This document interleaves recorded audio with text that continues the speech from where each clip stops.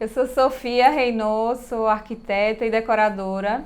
E pausa lírica para mim é estar em contato com a natureza e brincar com meu neto. Pausa lírica para mim é contemplar as texturas da natureza e eu diria que talvez essa seja uma das principais inspirações para o meu trabalho e acredito que assim também seja para Sofia Renaud. Sofia é decoradora, arquiteta e é por isso que eu estou aqui com ela. Obrigada, Sofia, por ter topado. Eu queria começar contigo me falando um pouquinho. A gente se conheceu por conta do mercado de casamento, né? Eu te conheci enquanto decoradora e depois eu descobri que, na verdade, tu é arquiteta, né? E como é que a arquitetura surgiu na tua vida? Então, eu nem sabia, desde criança eu achava que só existia arquitetura. Durante muito tempo, desde que eu era criança, eu dizia que queria ser arquiteta, sem nem saber o que era ser arquiteta, mas eu queria ser. E nunca pensei em outra coisa. Na minha época de vestibular só existia uma faculdade aqui que tinha arquitetura e minha mãe ainda... Minha filha, você não quer fazer outro curso? Quem vai querer, né? Só tem uma faculdade aqui. Eu não, só quero fazer arquitetura mesmo. Se eu não passar, eu vou fazer de novo. Se eu não passar, eu vou fazer de novo. E só tenho arquitetura mesmo para fazer. Então, nunca pensei em fazer outra coisa. Então, sempre teve aí. Nunca foi uma dúvida? Nunca foi uma dúvida. Nunca foi uma dúvida. A dúvida é que entre arquitetura, eu ainda pensei em... Eu queria desenhar frascos de perfume. E eu não sabia que tinha uma profissão para isso. Depois...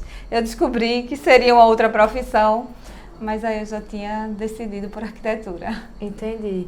E como é que funciona o teu processo criativo? O que é que mais te inspira quando tu vai criar um projeto? É a história, é um elemento, é um lugar, uma viagem? Então, hoje a arquitetura para mim está totalmente vinculada ao evento, né? Então, hoje eu faço arquitetura efêmera, também trabalho com arquitetura de projetos, mas de onde a gente se conhece, né, da arquitetura de eventos, e eu parto sempre dos noivos, da história deles. Então, assim, eu sempre começo perguntando a história deles, porque a história me diz que caminho eu vou seguir, né? Às vezes eles não sabem nem falar o que eles querem, mas eu consigo captar o perfil, a história, o feeling daquele casal, mas eu sempre começo por aí. E eu gosto de criar indo no lugar também. Então, mesmo nos lugares onde eu já conheço, eu gosto de juntar a história daqueles noivos e indo no lugar. Então, a partir dali, claro, os noivos sempre têm as inspirações, né? A partir das inspirações, indo no lugar. Como eu faço muito evento em praia, lugares abertos, integrados na natureza, o espaço diz muito para mim como é que eu vou trabalhar. Já chegou algum pedido muito fora da caixinha para tu? Meu Deus, o que é que eu faço agora? Eu adoro o pedido fora da caixinha. Então, assim, uma noiva chegou para mim para dizer que ela queria o casamento dela sem cara de casamento. Mas ainda assim um casamento, né? Era um casamento, né? E foi bem desafiador, né? Mas assim foi. E como é que tu caiu nesse mundo louco de evento, de casamento? O que é que faz teus olhos... Como chegou e o que é que fez tu ficar, né? O que é que brilhou teus olhos? Como eu falei, né? Eu sou arquiteta e trabalhei a vida inteira com arquitetura. E uma amiga me chamou para fazer uma feira de noivos, junto com o paisagismo. Né? O marido dela era paisagista e ela disse: Sofia, vamos fazer essa feira de noivos. Eu disse que nada, menina, nunca fiz uma decoração de casamento, muito menos uma feira de noivo. Claro que eu não vou. Ela: e se você não for, a gente não vai e a gente já fechou. Eu digo: xiti. Então eu fui, a gente fez essa feira de noivos e nessa feira convidaram a gente para fazer um casamento e a gente começou a fazer. E foi assim. E eu continuei fazendo arquitetura e fazendo eventos. E aí a gente cresceu muito rápido e aí eu não consegui conciliar as duas coisas no meu dia a dia. E aí eu tive que optar naquele momento por uma coisa, e que foi eventos. Eu não consigo sair. Eu digo que as flores roubaram meu coração e virou Eu adoro fazer isso. Porque como eu faço muito praia, campo, então às vezes você olha assim um gramado, não tem nada. Uma não tem nada. É uma tela em branco, né? Para você criar do zero e construir 400 pessoas, 300 pessoas. Já fiz casamento na praia para 700 pessoas, construindo do zero. Então, é realmente uma arquitetura efêmera, mas é arquitetura porque você precisa conceber espaços, né, onde não existem. É uma estrutura, né, que você precisa pensar nas circulações, na logística. De buffet, de garçom. Todos tudo, né? os fornecedores, e aí a gente faz um projeto onde todos os fornecedores estão pontuados ali, cada um sabe exatamente seu local. É engraçado que toda vez que as pessoas descobrem que eu trabalho nesse mercado com noiva, diz coragem, porque tipo, é um sonho, é muita expectativa, eu acho que é muito... E decoração tem muito isso também, né? Porque, tem gente que não dá tanto valor assim à decoração, mas os noivos não dão tanto. As noivas sempre dão mais valor, é a mesma né? coisa comigo. É. Mas assim, o essencial, uma das coisas essenciais para um evento acontecer é a decoração. No meu caso, a identidade visual, querendo ou não, é uma coisa que não é fundamental para o evento, mas eu noto também que são as noivas que sempre se envolvem mais. São mulheres que sonharam com isso um dia, né? Assim, hoje a gente tem muita mulher que quer fugir um pouco disso, mas no fundo tem aquele sonho, sabe, guardado ali. E aí tem umas que começam assim bem, não quero tanta coisa, mas depois vai se envolvendo de uma forma que diz assim, não, isso tem que ter. E a gente, eu não sei se tu nota também que tu falou dessa coisa que são poucos os noivos que sabem o que querem, né, que sabem falar o que querem. Mas eu acho que ao mesmo tempo a gente tá vivendo uma época que eles já chegam também com referências muito prontas, né? Pasta no Pinterest, no Instagram, o casamento da blogueira, da atriz, etc. Mas mesmo... E eu noto também que existe uma prisão um pouco do tem que. Tem que, né? De tipo, já chega com referências prontas e ao mesmo tempo, ou vem aquele casal de tipo, não, eu escutei que tem que ter isso, ou então eu quero fugir do tem que. Como é que tu consegue? Qual é o desafio? Tu acha que vê isso quanto um desafio? Tem alguma dificuldade nesse sentido? Como tu foi criando tua identidade e como é esse processo nesse mercado que a gente vê isso por parte do comportamento do consumidor, né? Eu, na verdade, eu tento mostrar para ela que aquilo ali não é a cara dela. A cara dela é algo que a gente vai fazer e descobrir juntas. A gente constrói algo mais personalizado para ela, que tem mais a ver com a cara dela do que o que ela trouxe lá no começo, que ela viu no casamento da amiga. Teve uma experiência bem interessante uma vez, a gente fez uma noiva lá em Carneiros, ela era de fora, e toda a família de fora e tal, e a gente teve muitas reuniões, tudo online, virtual. E conheci ela poucos dias antes do casamento.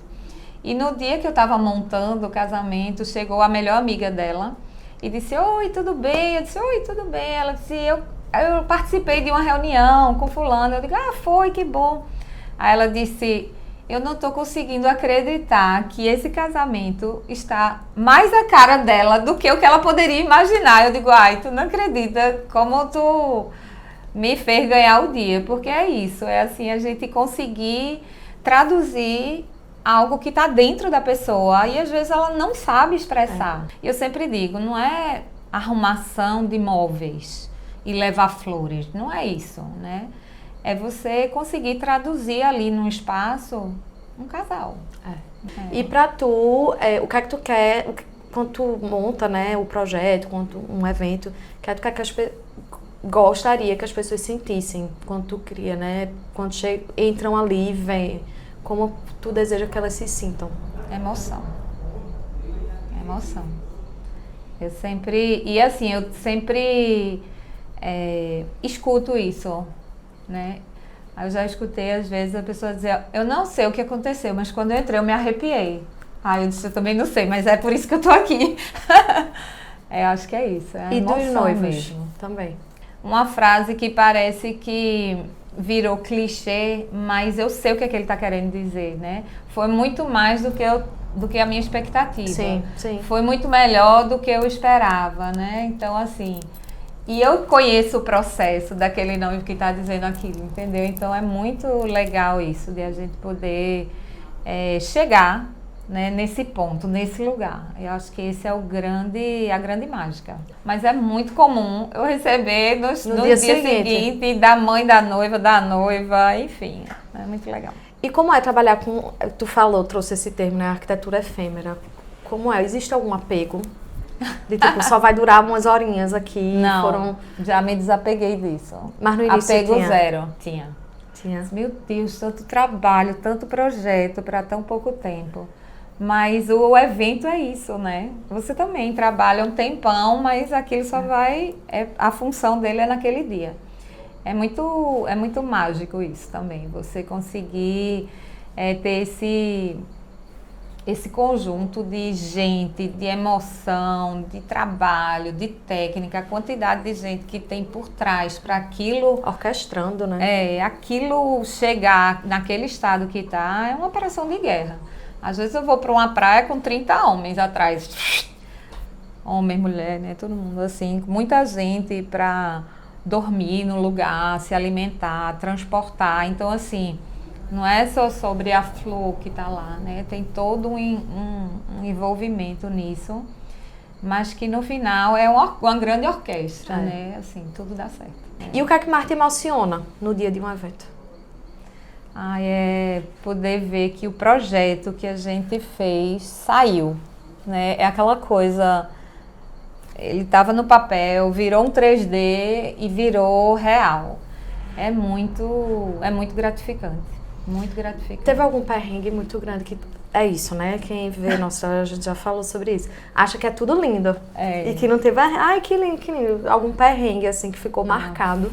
Que me veio à mente agora, num evento na praia, a gente tinha uma coberta, várias cobertas, e uma das cobertas era uma coberta para um local diferente, tipo uma coisinha menor, não era a grande coberta, né? E aí era na praia, agosto, que é super vento na praia, na beira da praia, e a coberta voou dessa pequena estrutura, voou para a piscina e da piscina voou para outro lugar e as pessoas andando. Ainda não tinha começado o casamento, graças a Deus. E tu lida bem com imprevistos? Aprendi, né? Trabalhando com... É um treinamento. Aprendi. Eu era muito tensa com o que não acontecia, que vim de arquitetura, que assim, tudo tá no projeto, tá com a medida e tá lá. Se tiver 1 centímetro diferente, você vai lá e enxerga, né? E o mercado de eventos é um mercado mais informal, né? Quando eu cheguei, por exemplo, eu só sabia trabalhar com projeto, fui para um fornecedor de iluminação, digo, olha, aqui está a planta dos pontos de luz de todos os árvores, não sei o que lá. Ele, o quê? A gente trabalha assim não. Eu digo, meu Deus, e como é? Então, assim, eu tive que realmente aprender a conviver com, eu diria assim, com a informalidade. E acho que isso também é criatividade, né? A gente coloca muito que criatividade é só criar um arranjo, ou desenhar, ou fazer um projeto. Mas acho que essa coisa de saber lidar com o imprevisto, de pensar... ter que tomar outra decisão. Plano B, plano C, plano D. Isso também é criatividade. É verdade. Isso acontece muito. A gente faz o projeto, leva o layout pronto e tudo. Mas às vezes, quando chega lá na hora, certo, esse coqueiro está mais para cá do que estava na planta, não sei o quê. Então é preciso você refazer o layout ali na hora. Mas aí eu tenho essa liberdade também, né, construída junto com os noivos, de que se eu ver lá no local que uma coisa é melhor desse outro jeito, eu tenho essa liberdade. Então eu preciso tomar decisões rápidas. Eu acho que isso é uma coisa que eu precisei aprender, né? Tomar decisões rápidas, ter criatividade para nessa nova decisão ficar tão ou melhor do que o que estava antes, né? E seguir o fluxo e isso não ter nenhuma interferência em nenhum dos outros fornecedores. Criar, planejar, te dá mais controle da situação ou mais entrega? Então, eu sempre digo assim, eu crio o projeto, mas ele não manda em mim. Você cria aqui dentro do escritório, pensou, foi lá, mediu, tal, mas quando você chega lá, se eu achar que fica melhor mudando, eu vou mudar. Ele não manda em mim. Sim. Quem manda é a gente lá, é o espaço, é o lugar, é o vento, às vezes é o sol, entendeu? Então, eu gosto. Eu acho que ele me dá controle até a hora que eu saio. Eu nunca tinha visto, é a coisa do carrinho de flores, né? Que tu coloca em alguns eventos. Isso. Como surgiu? Fala um pouquinho como é, que eu não sei se o pessoal conhece. E como surgiu? Era uma coisa que estava prevista no projeto? Estava prevista desde o início ou foi surgindo? Então, isso, eu tenho um incômodo com as flores que a gente despreza depois do evento. Então, por princípio, eu sempre tenho no evento flores plantadas que depois eu posso reutilizar.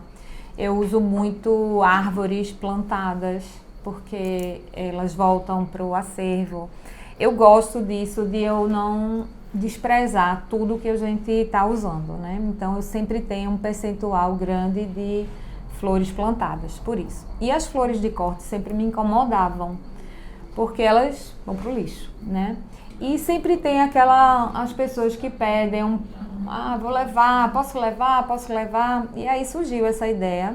E a gente começou a chamar de Flare Bar. Flare, eu adoro esse nome, é o nome da minha cachorra. Então, Flare Bar. E a gente monta uma estrutura física, fica uma pessoa lá. E a gente recolhe todo o floral do cortejo. Tanto do cortejo, que é o caminho onde os noivos passam, quanto do altar. Porque essas flores, depois que as pessoas saem para a recepção, elas já ficam lá. Teoricamente, vai pro lixo, né? Isso.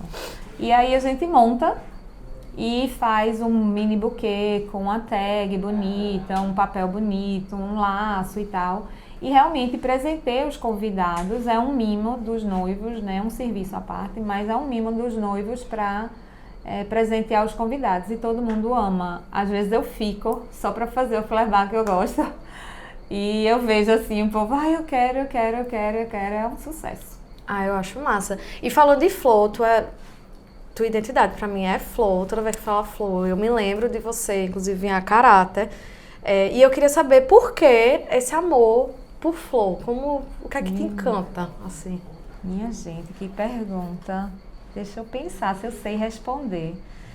A pessoa não tem muito o que explicar quando você se apaixona, né? Por que você se apaixonou por aquilo. Como eu falei, né, assim, na nossa conversa antes, a minha família é muito grande e a gente foi criado num sítio, na casa da minha avó, um sítio dentro da cidade. E todo domingo, todo final de semana, todas as crianças, todos os primos iam para lá. E minha avó adorava flores, frutas, plantas, enfim. Ela tinha muitas orquídeas, então pode ser que venha daí.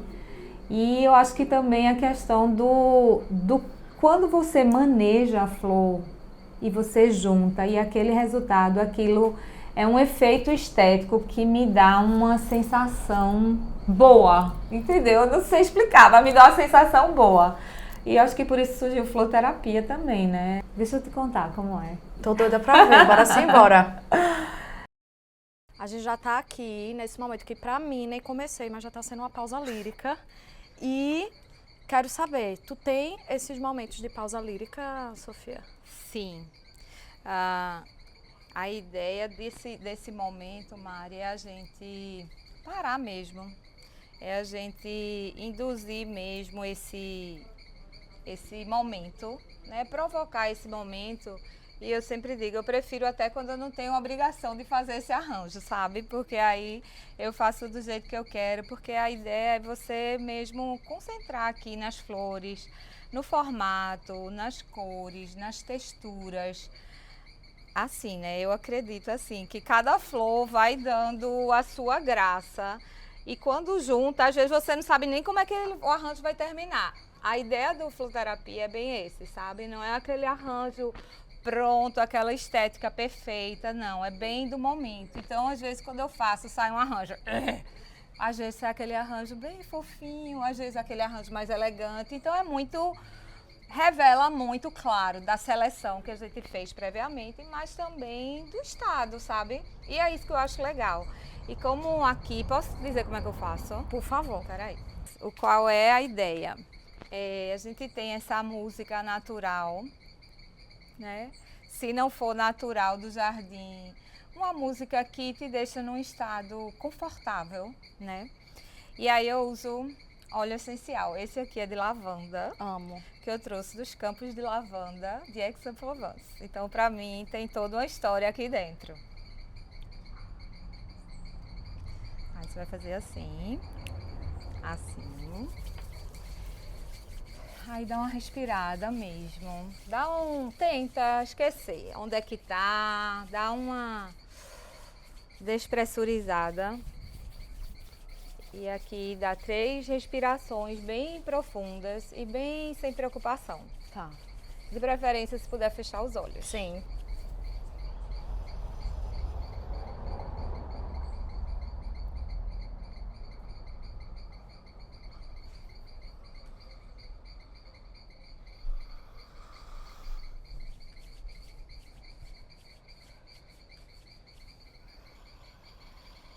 Eu tenho a convicção de que só a respiração já muda o seu estado.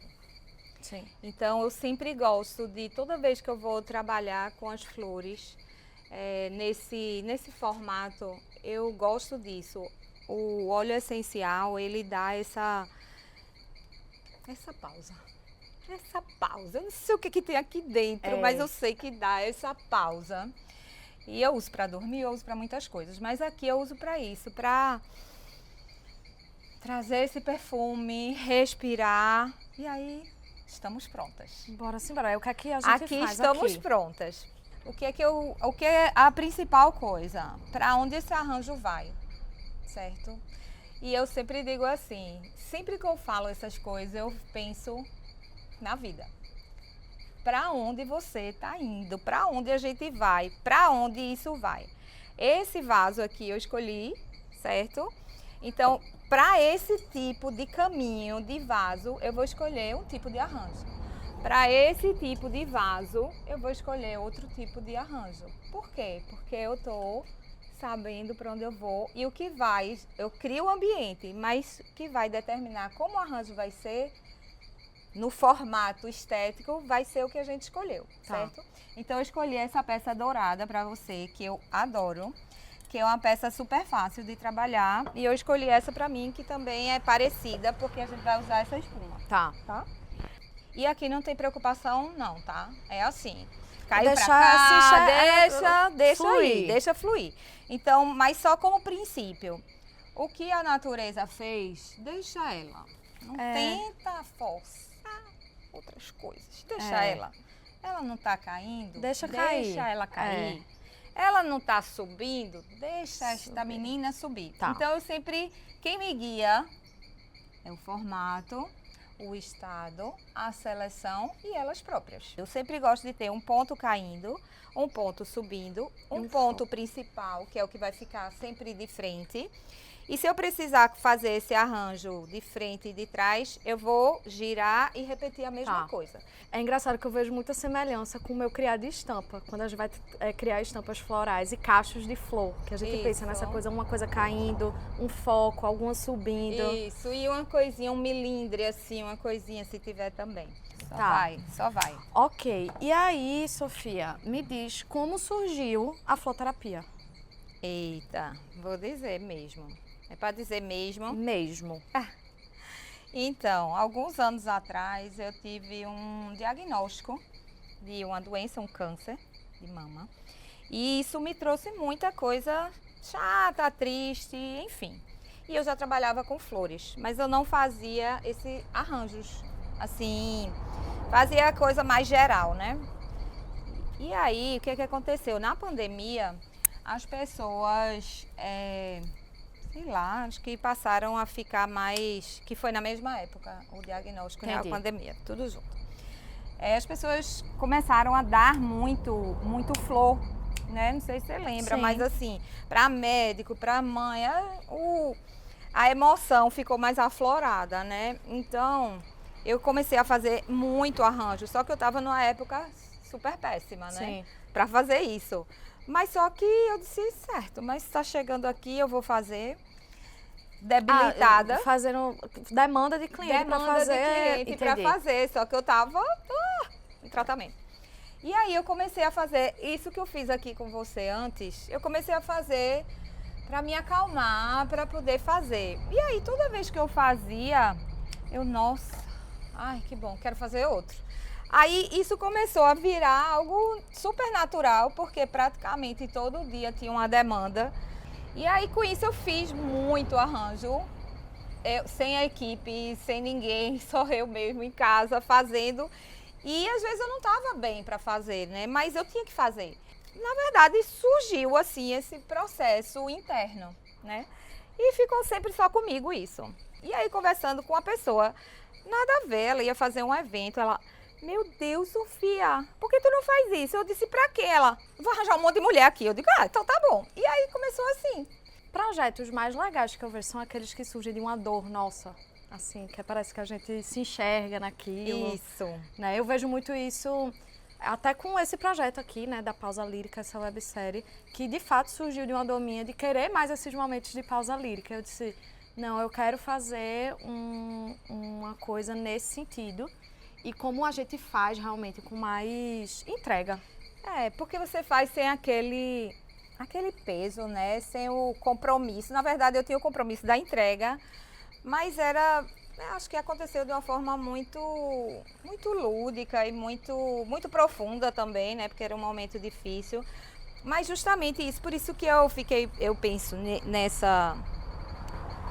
formato, porque assim, você não precisa estar bem para fazer. Sim. Entendeu? Você pode até estar bem mal, mas vai te fazer bem. Eu achei isso tão legal, tão gostoso de fazer e foi assim. E tu ainda faz hoje? Assim. É tua pausa lírica ou tu tem outras pausas líricas assim? A gente realmente gasta muito tempo. Eu sempre digo as moedas da vida, né? Tempo, energia e dinheiro. Sim. A gente gasta com o que a gente diz que é importante pra gente, né? Sim. Né? E às vezes eu não tô... Nem sempre a gente gasta energia naquilo que que é importante pra gente, né? E preciso fazer mais. Resumo, preciso fazer mais. E tu acha que essa pausa lírica, assim, da flor terapia, né, e tal, mudou a tua relação com o tempo e com o teu trabalho? Mudou. Em que sentido? Mudou porque quando você está correndo, literalmente correndo no dia a dia, e você consegue se dar esse direito de parar. Veja, a gente gastou segundos para respirar. Segundos. Sim. Segundos. Mas quantas vezes a gente não se dá a permissão de respirar por alguns minutos e não pensar em nada e só se refazer para a próxima reunião, para o próximo cliente. E eu acho que no teu caso é um pouco parecido comigo. É sempre criar para o outro, né? Isso. E a gente esquece desse momento, do criar livre. É mesmo. E de se entregar no processo e sem se preocupar se vai ficar bonito, se vai ficar feio. Eu sempre falo que eu sinto muita falta de ter alguma atividade criativa, não necessariamente pintar, pode ser fazer um arranjo, mas na minha vida e que eu tenha esse criar livre, porque eu sinto que eu só fico criando realmente com base em briefing, com base no pedido do outro. É verdade. E às vezes eu sinto que até quando eu paro para criar livre eu travo. E pra tu, o que é que ninguém vê de sustentar um negócio criativo e que acontece assim nos bastidores, que todo mundo vê e acha que tudo é perfeito, né? Eu acho que eu gosto muito de dizer que o resultado fala, quem fala é o resultado, né? Então quem diz o que acontece é o resultado. E nem sempre o nosso esforço, ele é compatível com o resultado. Às vezes você se esforça muito e aquele resultado não lhe atendeu. Pode até ter atendido o cliente, mas não lhe atendeu. Será que não me atendeu mesmo? Sou eu que quero isso a mais. Então, eu acho que o que ninguém vê nos bastidores é o sofrimento que a gente tem de querer sempre entregar mais e melhor, mais e melhor, mais e melhor. E isso fala muito mais sobre a gente que cria do que sobre o cliente, porque para ele faz tempo que ficou bom lá atrás, já ficou bom lá atrás. Mas a gente que cria não se satisfaz até a gente se satisfazer, né? Sim. E eu não sei se você sente, mas eu, enquanto uma empreendedora, né, criativa, assim, eu sinto muito que eu sempre estou muito em contato com minha criança. Com essa coisa, né, do lúdico, do criar com as próprias mãos, né, pintando. Tu sente isso quando tu bota a mão na massa, assim? Na minha família somos 8 irmãos. Então, a gente sempre conviveu muito com, eu diria, com a arte, porque meu pai era artista plástico, ainda é, né? Professor de História da Arte. Então, assim, a gente conviveu muito com a arte no dia a dia. Então, as brincadeiras era fazer boneco de argila. As crianças brincavam de outras coisas, de Suzy e Barbie. A gente brincava de argila, gente. Ah, mas que massa. Então, assim, eu acho que sim, se eu for por esse caminho aí, eu acho que sim. Eu me vejo muito quando a gente fazia essas coisas, né, como na época de criança, junto com meu pai. A Sofia criança, meu Deus, imaginava fazer o que faz. Sim, eu acho que sim, eu acho que é mais feliz, Acho que enxergar, é isso, tem toda a parte chatinha, né, burocrática, de gestão, etc. Mas eu digo que essa hora do pintar, por mais que às vezes seja muito da criação mesmo, que muitas vezes é a menor parte, é o que dá o respiro, né? É bom, né? É a parte boa, vamos dizer, a parte boa. Eu acho que é o que me sustenta o meu negócio, no fim das contas, assim. É a parte boa. Que ajuda a me divertir, assim.